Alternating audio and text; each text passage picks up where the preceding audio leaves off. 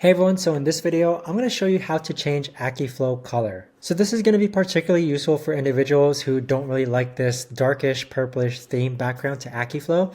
So be sure to stick around just because this video is going to be short, sweet, and simple. So let's go on and get started. First, what you want to do is go into your Akiflow account, which looks like this right here. Now on the upper right hand side, you want to go and click on your profile image.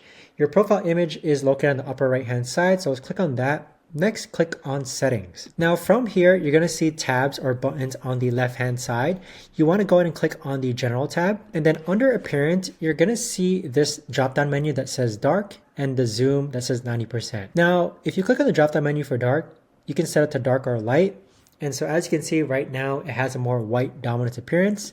And then as far as auto use system settings, that just defaults to your auto use system settings. So if I go ahead and click on back, this is what my Akiflow theme board looks like right now. And to me, this actually looks a lot better. But even so, this is the best and easiest way that I found to actually change Akiflow color.